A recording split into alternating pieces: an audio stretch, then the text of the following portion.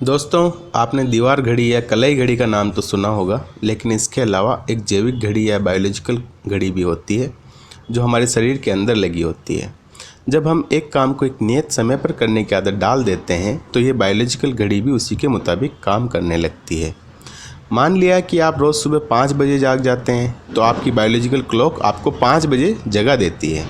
यदि आप 12 बजे लंच करते हैं तो 12 बजते ही आपको भूख लगने लगती है, क्योंकि आपको बायोलॉजिकल क्लॉक इसके मुताबिक सेट कर चुकी होती है।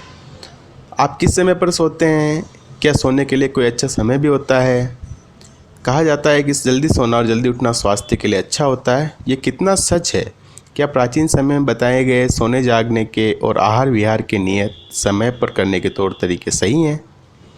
या क्या रात को देर से सोना और सुबह को देर से उठना सही है? तो वास्तव में हमारे शरीर में एक आश्चर्यजनक जैविक घड़ी विद्यमान होती है जो कि बहुत ही सटीक होती है। यह हमारे शरीर के कई कार्यकलापों का नियमन करने में हमारी मदद करती है।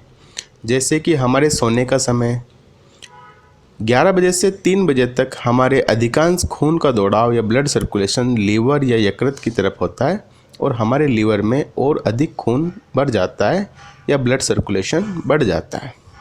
यह एक महत्वपूर्ण समय होता है जबकि हमारा शरीर सारे विष को बाहर को निकालने की प्रक्रिया में लगा होता है, जिसे हम बॉडी डिटॉक्सिफिकेशन प्रोसेस के नाम से भी जानते हैं।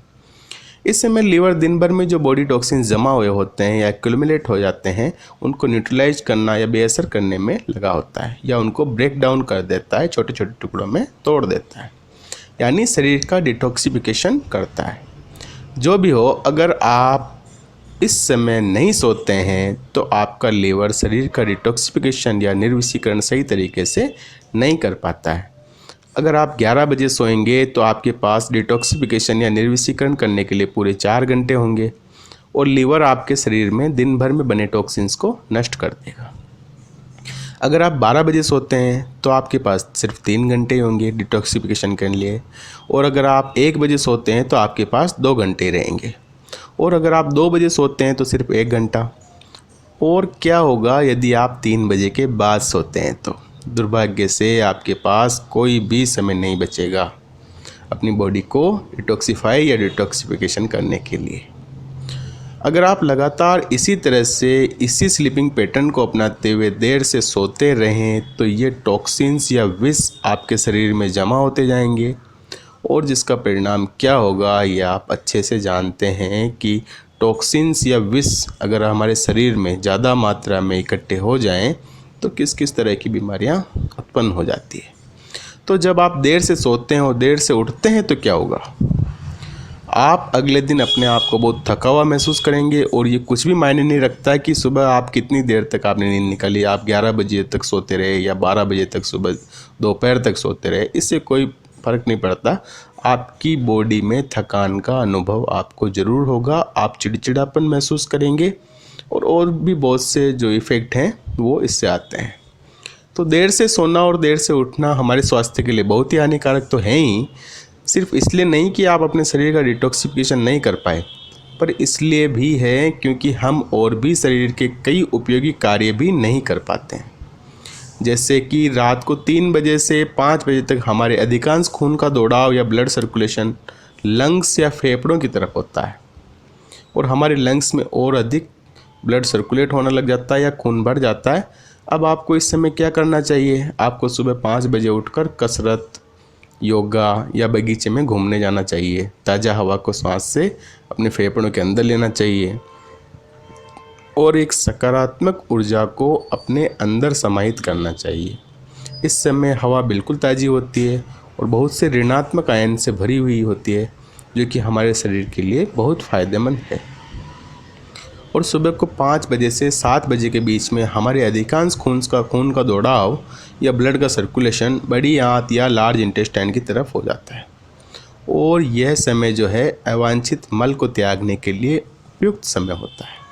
तो सुबह 7 बजे पहले मल विसर्जन कर दीजिए। समय पर मल का त्याग नहीं होने पर बड़ी आंत जो है मल में से पानी को सोख लेती है।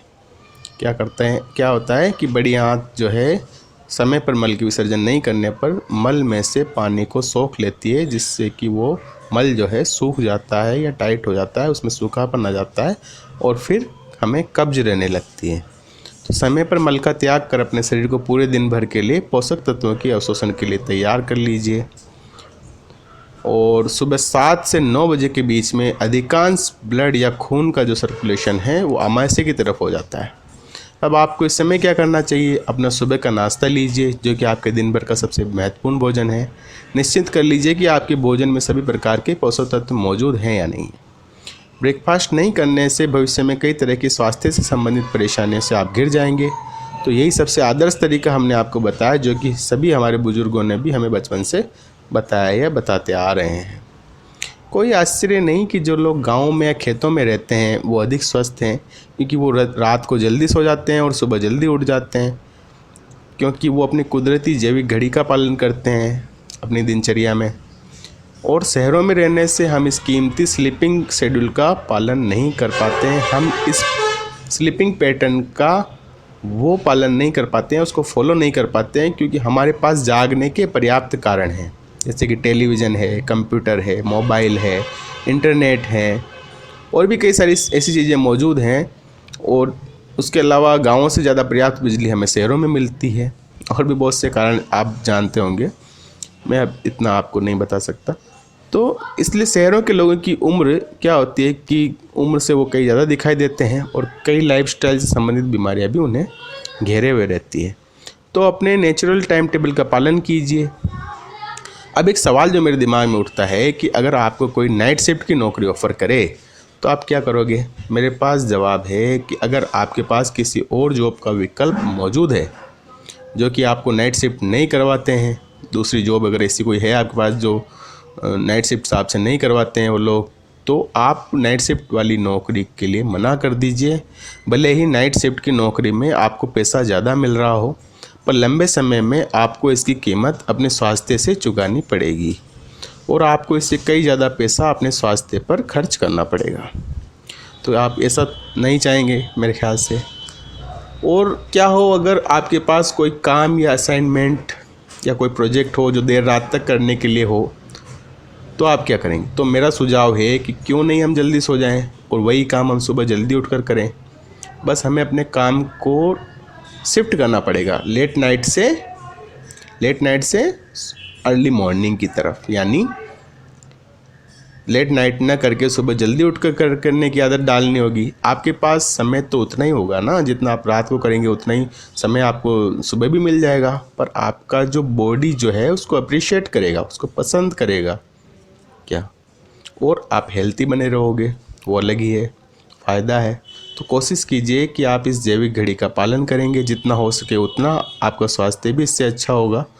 तो आज के लिए दोस्तों इतना ही। हमारे दिए गए इस हेल्थ टिप्स का फ़ायदा उठाइए और हमारे द्वारा दी गई इस जानकारी को औरों तक भी पहुंचाइए। हमारे वीडियो को लाइक कीजिए और शेयर कीजिए और हमारे चैनल को सब्सक्राइब कीजिए।